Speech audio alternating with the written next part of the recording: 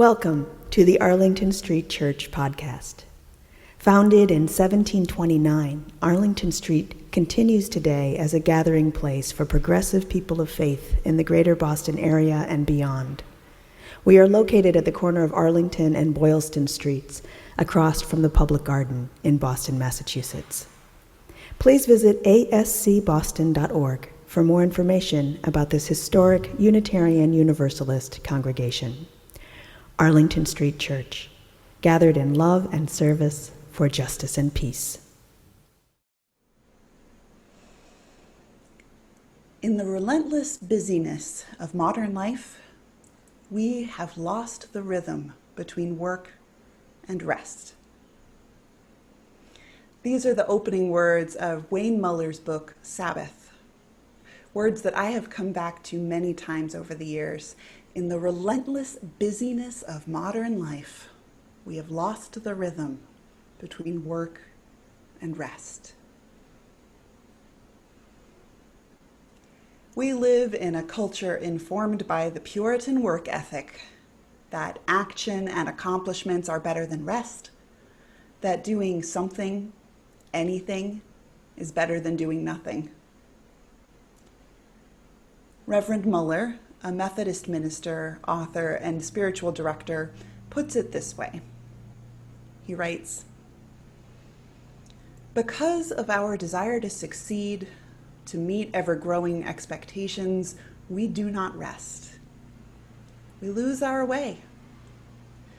We miss the compass points that would show us where to go.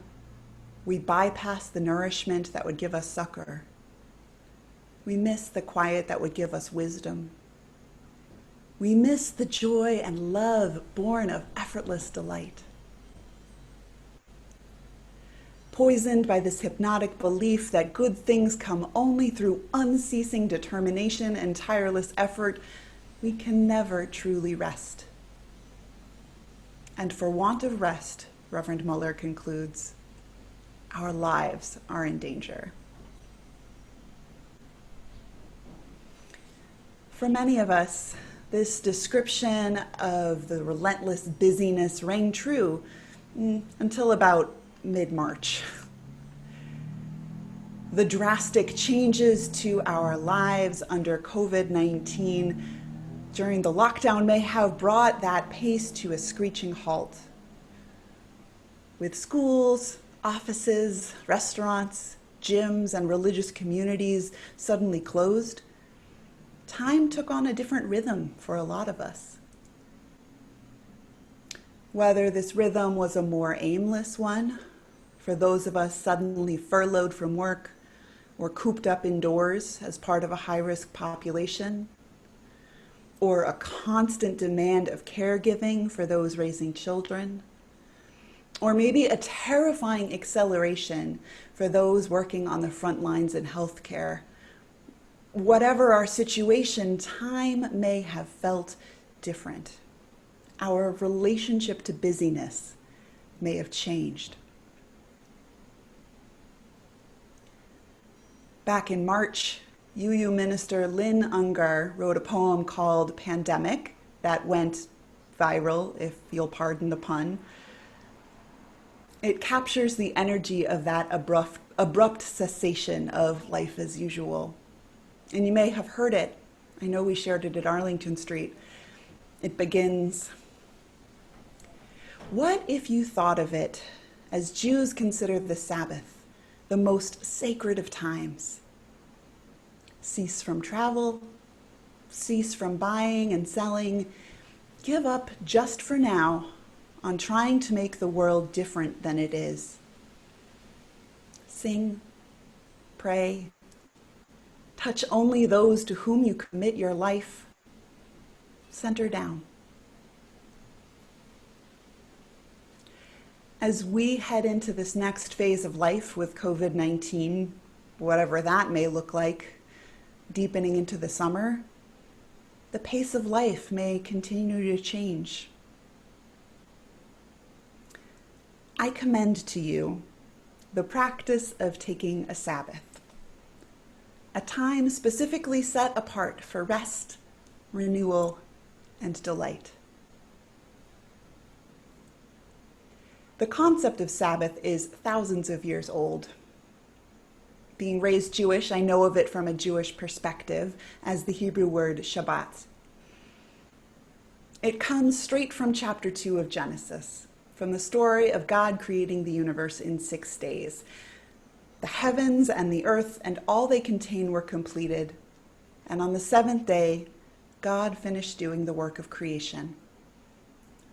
And God blessed the 7th day and called it holy, because on it, God rested from all the work of creation. God rested. The Hebrew text uses the verb lashevet, which in modern Hebrew means to sit down and to rest. And it's from lashevet that we get the word Shabbat, a day of rest. The anglicized word Sabbath means the same thing. You can use them interchangeably. It is right there in the 10 Commandments, the dual command to remember the Sabbath and keep it holy. In Jewish practice, this has come to mean setting aside the time from just before sundown on Friday evening to just after sunset on Saturday night as a time to rest, to cease from work, whether it's done or not, and make space for delight. Many early Christian traditions shifted their observance of the Sabbath to Sundays, with a similar understanding of it as a day for spiritual rest and prayer. Deepening my own practice of Sabbath during this pandemic has been a godsend, if you'll pardon another pun. Couldn't help it. I made a commitment to attend my synagogue's Zoom Shabbat services every Friday night, right from the start of the lockdown, craving community, tradition, and something other than anxiously scrolling through Facebook and Netflix. From the time that service starts on Friday night, it is an entryway into a different kind of time. For about 25 hours, I wouldn't do any work for any of my jobs. I wouldn't check the news. I would call friends, read novels, hang out in a hammock on my balcony, and I actually purchased a hammock specifically to delight in during lockdown. And after a few weeks, this time became an anchor for me. It gave me a sense of rhythm, something to look forward to, a way to not have my entire life be one big stream of trying to keep productive during a pandemic or keep myself distracted from whatever I was really feeling. It was a time to connect with the quiet that gives wisdom, to be restored for whatever may come in the following week. So I invite us into a time of imagining how we might come to a Unitarian Universalist understanding of what Sabbath time could be. When I was in seminary, it blew my Jewish mind when one of my professors, Reverend Brita Gill Austern, suggested that one could carve out Sabbath time, any day, if you intentionally make it a time set apart. Carving out a consistent time for Sabbath can be a powerful spiritual practice and a spiritual tool for wellness and resilience. So how do we do this, and what might it look like? To start with, pick a time to set apart. It doesn't need to be a full day, but should be at least a few hours. Enough to feel renewed, or maybe even enough to feel bored and experience that for a bit. This time set apart in your schedule is the remember the Sabbath bit. And then figure out what will make this time special. Make it holy. Set yourself some parameters for this time, what you consciously will and won't do. Judaism has evolved a whole host of rules over the centuries about what constitutes work. Not handling money, not conducting business. In more observant communities, that includes also not using electricity, cooking, writing, using the phone, or driving.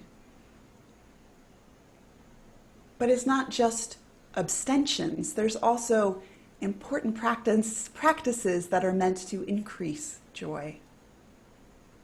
Having festive meals with family and loved ones, singing, communal prayer, special time with one's partner, time for reading and learning. Why? Because by choosing to use your time differently and setting clear boundaries around this time, you are creating a container for delight. Or as Rabbi Abraham Joshua Heschel put it, we create a palace in time on the Sabbath, a realm of time where the goal is not to have, but to be, not to own, but to give, not to control, but to share, not to subdue, but to be in accord. So what does ceasing from work and delighting in this time look like for you? What are the things that you want to abstain from for whatever period of time you've set aside? Checking work email? Online shopping? Not using specific apps on your phone that you might mindlessly turn to? Not planning for the next thing? I invite us together to take a moment to brainstorm this, each for ourselves. You can jot things down on a piece of paper if you have one handy, or write directly into the chat. If you were to set some time apart for a Sabbath, what would you refrain from doing? What kind of work would you not do? I'll give us about a minute to think and to write. I'll keep the time.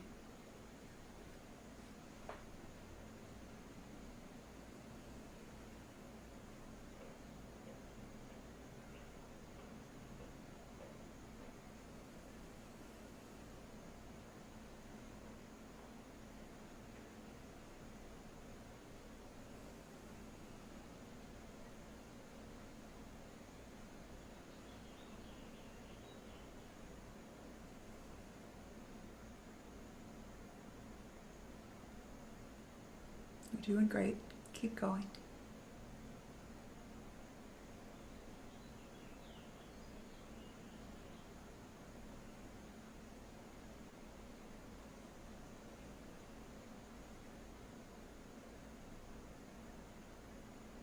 Take a few more seconds.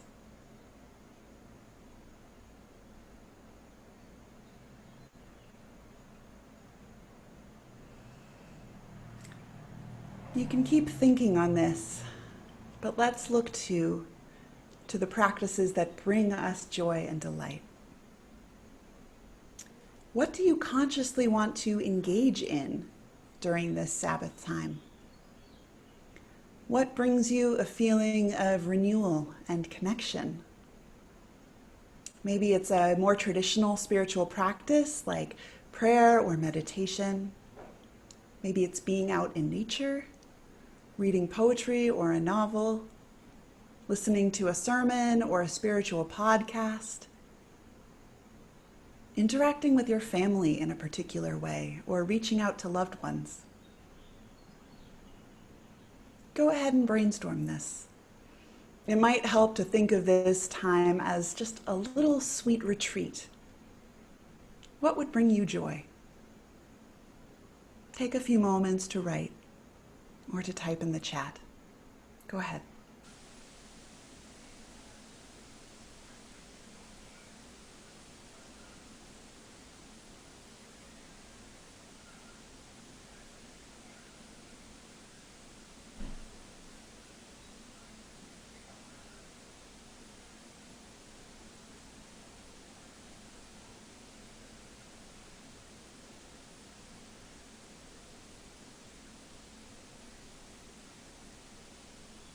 Take a few more moments.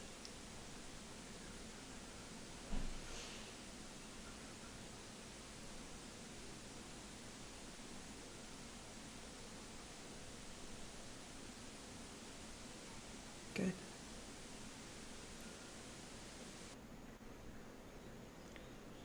And I highly recommend you keep pondering these. They make great journaling exercises, and I imagine the answers will change over time. But look over some of these responses, yours and others.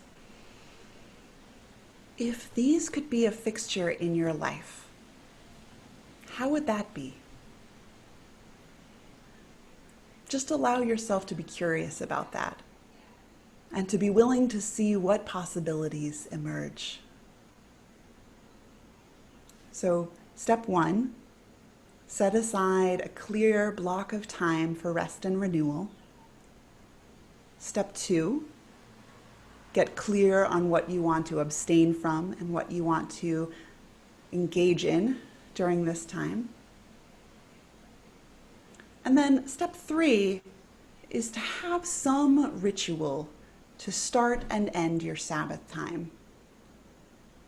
It could be to light a candle, take 3 deep intentional breaths, read a poem, sing a song, anything that marks a transition moment. And not only do you want to signal to your brain and to your heart that this new kind of time has begun, you want to make sure you signal its end too. Whenever you're done, whether it's come to the end of the time you've set aside or you get called away, do your little closing ritual. Take a moment to thank that time for what it had to offer you and consciously re-engage with the world. And then step 4 is just to notice.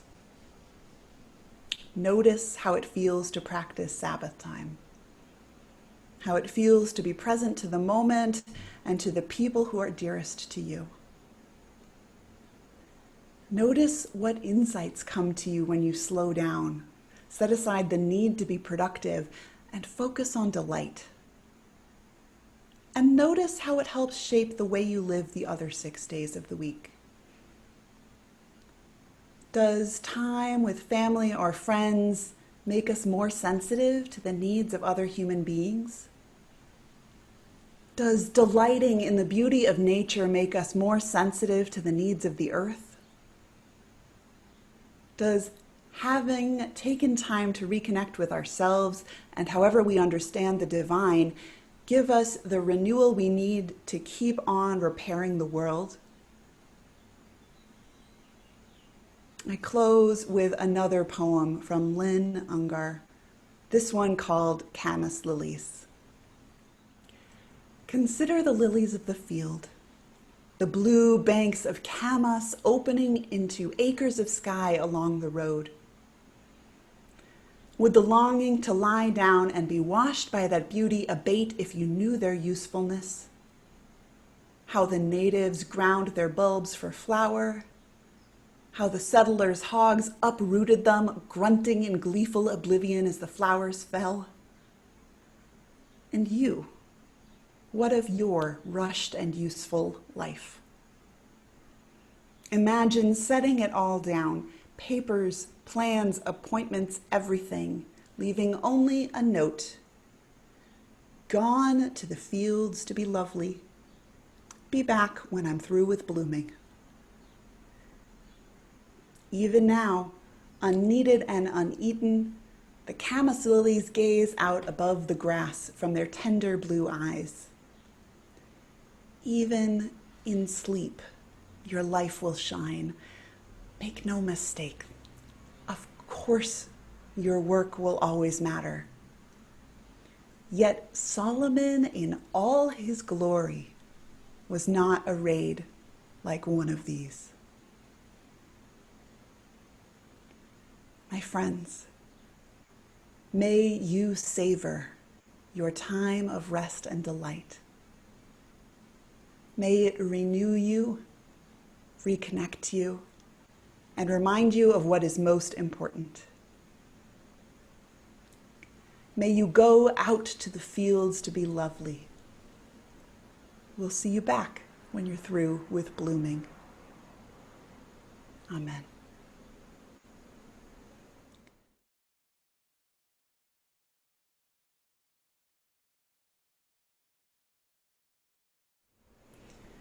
For our time of benediction, I invite you to place your hands over your heart. And if you'd like to put everyone on gallery view and just look around and see the faces of your beloved spiritual companions.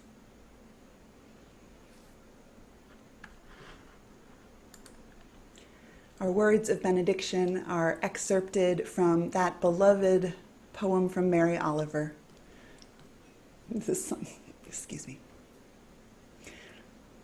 Our words of benediction are excerpted from The Summer Day by Mary Oliver. I don't know exactly what a prayer is.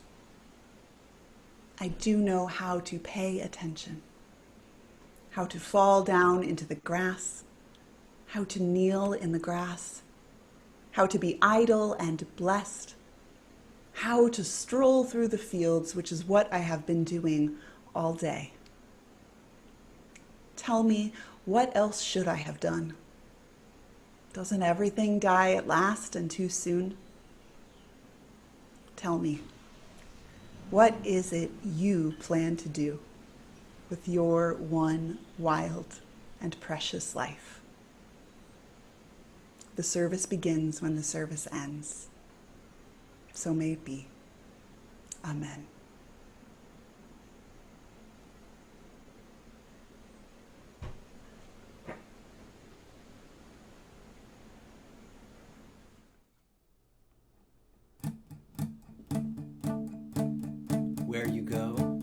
Where you go, I will go, beloved.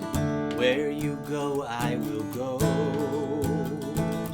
Where you go, I will go, beloved. Where you go, I will go. For your people are my people. Your people are mine. Your people are my people.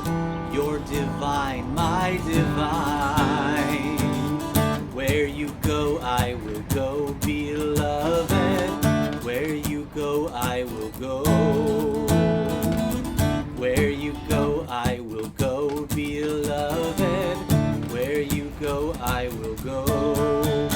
For your people are my people. Your people are mine. Your people are my people. You're divine, my divine.